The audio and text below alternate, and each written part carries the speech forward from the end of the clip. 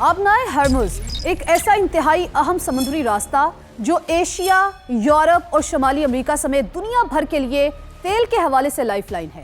خلیج فارس اور خلیج عمان کے بیچ واقع آبنائے ہرمز ایک مقام پر صرف 33 کلومیٹر ہے۔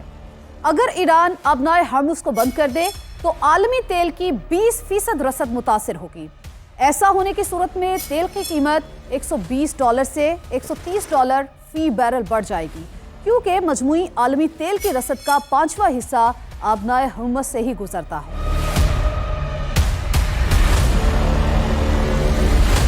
دنیا میں تیل کی رسائی کے لیے آبنائے ہرمز کی اہمیت کا اندازہ اس بات سے بھی لگایا جا سکتا ہے کہ سعودی عرب، متحدہ عرب امارات، کویت اور ایران جیسے ممالک سے اسی راستے تیل دیگر ملکوں کو پہنچایا جاتا ہے۔ یہی نہیں، دنیا میں سب سے زیادہ LNG برآمد کرنے والا ملک قطر بھی اپنی برآمدات کے لیے اسی گزرگاہ پر انحصار کرتا ہے۔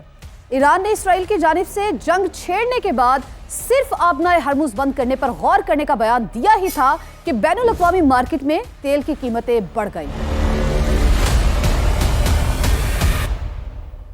ایران کی جوہری تنصیبات پر امریکی حملوں پر IAEA نے ہنگامی اجلاس طلب کر لیا۔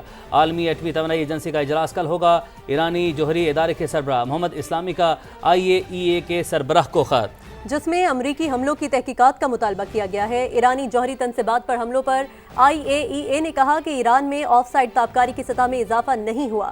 سعودی عرب کی ایٹمی ریگولیٹری کمیشن نے کہا کہ ایران پر امریکی حملوں کے بعد تابکاری کے شواہد نہیں ملے۔ سعودی عرب اور ہمسایہ ممالک میں تابکاری کے اثرات نہیں محسوس کیے گئے۔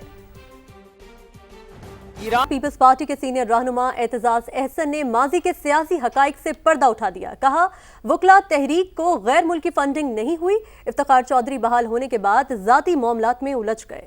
سما کے پروگرام ڈیبیٹ ود افتخار میں گفتگو کرتے ہوئے کہا آصف زرداری سے جب بھی ملاقات ہوتی ہے وہ کہتے افتخار چودھری سے میری جان چھڑائیں۔ قمر جاوید باجوہ نے شریف خاندان کو سارے مقدمات سے بچایا۔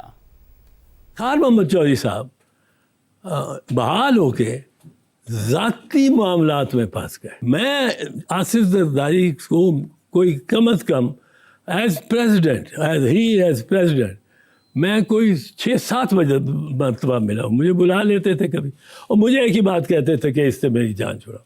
میں کہتا تھا میں جان چھڑانے کو تیار ہوں، پر آپ پہلے اس کو بحال کرو۔ عدالتوں میں فیصلے جو آرمی چیف کہہ دے وہ اوپر سے نیچے تک ہو جائے۔ نواز شریف کے ساتھ ڈیل ہی جو ہو رہی تھی وہ اس بنیاد پہ ہو رہی تھی کہ 1 نہیں 2 ٹرمز باجوہ لے گا۔ جب اس کو ایکسٹینشن کی باری آتی ہے تو نواز شریف اپنے MNAs کو ہدایت دیتا ہے کہ سب نے ناشتہ صبح جا کے اپنی حاضری لگانی ہے، ناشتہ صبح جا کے اسپیکرز لاؤنج میں کرنا ہے اور جب باجوہ صاحب کو ووٹ دینا ہے۔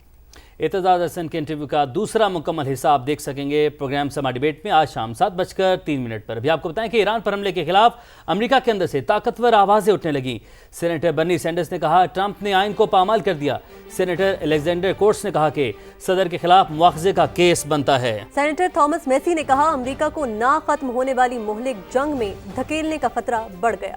امریکی صدر کی اپنی جماعت کے ارکان نے ایران پر حملوں کی مخالفت کر دی۔ ریپبلکن ارکان صدر ڈونلڈ ٹرمپ پر برس پڑے۔ سینیٹر برنی سینڈرز نے کہا ٹرمپ نے آئین کو پامال کر دیا۔ شرکاء نے مزید کوئی جنگ نہیں کے نعرے بھی لگائے۔ سینیٹر الیگزینڈر کورٹس نے امریکی صدر کے بیان پر افسوس کا اظہار کیا اور کہا ڈونلڈ ٹرمپ کے خلاف مواخذے کا کیس بنتا ہے، انہیں کانگریس سے اجازت کے بغیر حملے کا اختیار نہیں۔ ڈیموکریٹک پارٹی کی نمائندہ سارا جیکبز نے بھی صدر ٹرمپ پر کڑی تنقید کر دی۔ سینیٹر تھامس میسی نے کہا امریکہ کو نہ ختم ہونے والی مہلک جنگ میں دھکیلنے کا خطرہ ہے۔ CNN کے مطابق ٹرمپ انتظامیہ نے بڑے فیصلے سے پہلے ڈیموکریٹس اور اپنی جماعت کے سینئر ارکان کو اعتماد میں نہیں لیا۔